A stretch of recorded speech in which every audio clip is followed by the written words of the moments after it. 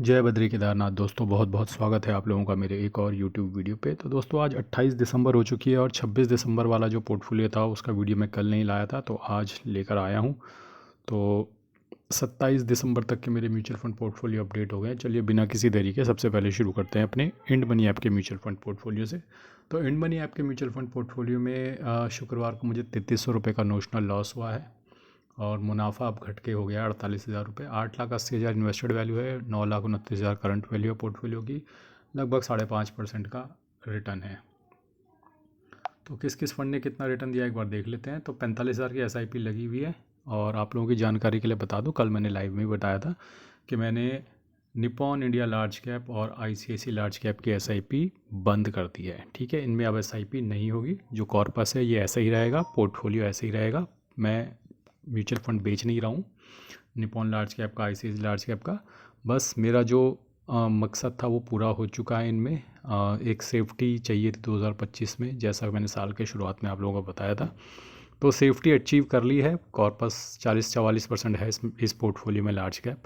अब और ज़्यादा सेफ्टी नहीं चाहिए। अब मिड कैप स्मॉल कैप में बारी है। अब मिड कैप स्मॉल कैप में 2026 में थोड़ा मैं पोर्टफोलियो इंक्रीज़ करूँगा।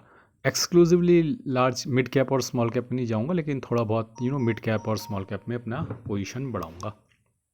तो फ़िलहाल मैंने इनकी जगह ये दो म्यूचुअल फंड है, निपॉन और ICICI, इनकी SIP कर दी है पॉज। और एक SIP इसके बदले में, तो इनमें मेरी मंथली की 5 मतलब वीकली की 500 रुपये जाती थी, यानी कि महीने की 2,000 रुपये जाती थी।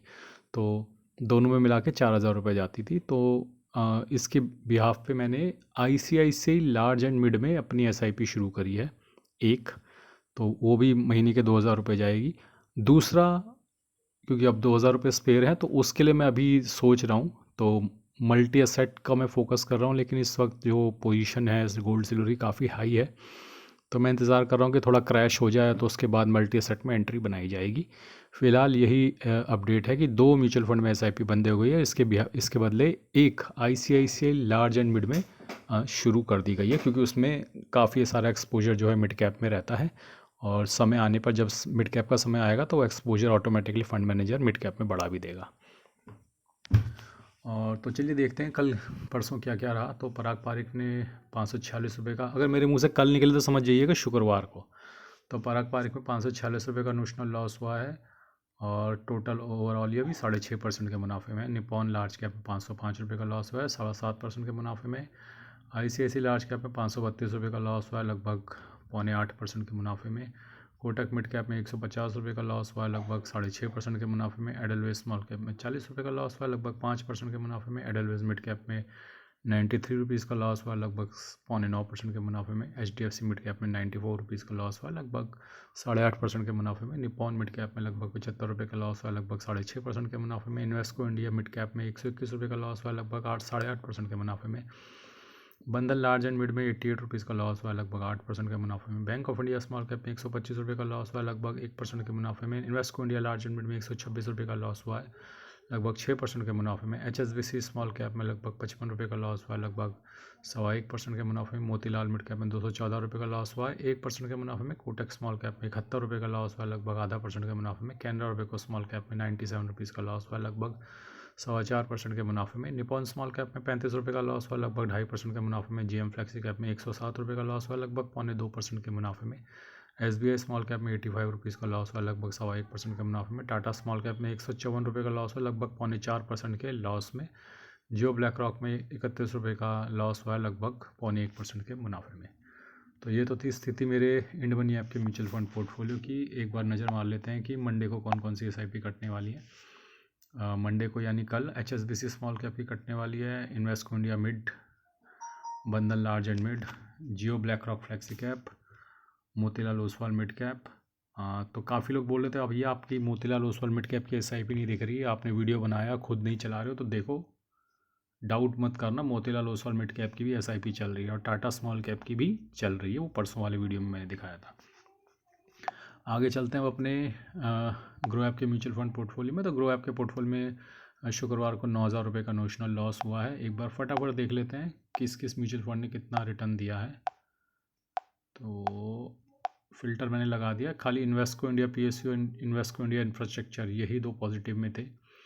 इसके अलावा सब जगह लालिमा छा गई थी और लालम लाल हो गया था पोर्टफोलियो।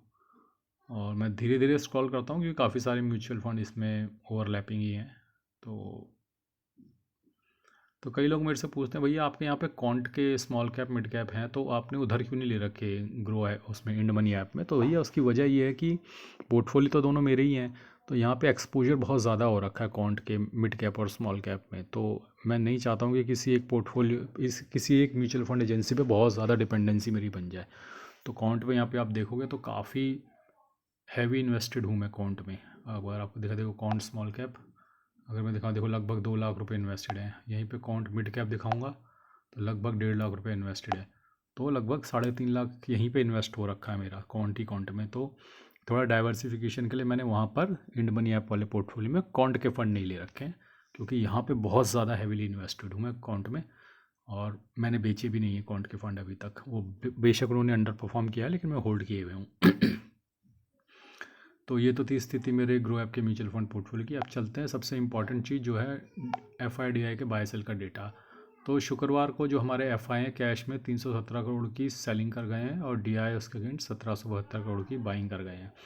देखिए दोस्तों, मैंने जो डेटा देखा है उसके अकॉर्डिंग सोमवार को मार्केट नीचे जाती हुई नज़र आ रही है, क्योंकि जो कॉल बाय करके गए हुए हैं हमारे रिटेलर्स और पुट सेल करके गए हैं। कॉल बाय करने का मतलब होता है कि रिटेलर्स पैसा तब बनाएंगे जब मार्केट ऊपर जाएगी, और पुट सेल करने का भी यही मतलब होता है, रिटेलर पैसा तब बनाएगा जब मार्केट ऊपर जाएगी। अब मार्केट ऊपर जाएगी तो रिटेलर पैसा बना लेंगे, तो हमारे स्मार्ट मनी जो है वो उसका उल्टा खेल खेलेंगे। उन्होंने बना रखी है पोजीशन शॉर्ट। उनको तो लाइव डेटा में पोजीशन बनती हुई दिख जाती है, वो उसके अगेंस्ट नेगेटिव पोजीशन ले लेते हैं रिटेलर्स के अगेंस्ट। तो उन्होंने बेच रखी है, कॉल सेल कर रखी है और पुट बाय कर रखा है। जाहिर सी बात है मार्केट को ऊपर नहीं जाने दिया जाएगा सोमवार को। अगर मार्केट ऊपर जाती है तो रिटेलर पैसा बना लेगा, रिटेलर को पैसा नहीं बनाने देना है, इसलिए मार्केट या तो साइडवेज रहेगी या थोड़ा नीचे रहेगी, डाउन रहेगी। ये मेरा प्रेडिक्शन है मंडे के लिए। काफ़ी लोग पूछ रहे थे कल लाइव में कि भैया मंडे का प्रेडिक्शन बता दो। तो डेटा मैंने पढ़ लिया है, डेटा को एनालाइज कर लिया है, और डेटा के अकॉर्डिंग मैंने आपको सीधा सीधा साफ साफ शब्दों में मुद्दे की बात बता दी है कि ये स्थिति रहने वाली है। अगर इसके कुछ विपरीत होता है, देखिए मैं 100% करेक्ट तो नहीं होता हर बार, 70-75% की एक्यूरेसी भी अगर आपकी निकल जाती है तो वो अच्छी मानी जाती है। बीच बीच में मैं एक आध बार गलत भी हुआ हूँ, लेकिन जनरली मेरा प्रेडिक्शन ठीक रहता है। और कल का प्रेडिक्शन है डाउन या फिर साइडवेज। तो ये तो थी स्थिति मेरे दोनों ही म्यूचुअल फंड पोर्टफोलियो की। शेयर्स और ETF के पोर्टफोलियो कल दिखाएंगे आपको, कल जब मार्केट खुलेगी उसमें थोड़ा, क्योंकि वो वीकेंड्स पे ऐसा होता है कि शून्य ऐप में थोड़ा वो बैक एंड पे उनका काम चलता था, नंबर्स फिगर्स ठीक नहीं आते हैं। बाकी मैंने कुछ फ्लिपकार्ट्स के लिंक दे रखे हैं, अगर आपको कुछ शॉपिंग करनी हो फ्लिपकार्ट से तो अपने मोबाइल स्क्रीन पे टैप करें, लेफ्ट साइड बॉटम पे आपको व्यू कोड प्रोडक्ट कोड कुछ दिखेगा, उसके अंदर जाके आपको फ्लिपकार्ट में जाके कुछ भी आप शॉपिंग कर सकते हैं।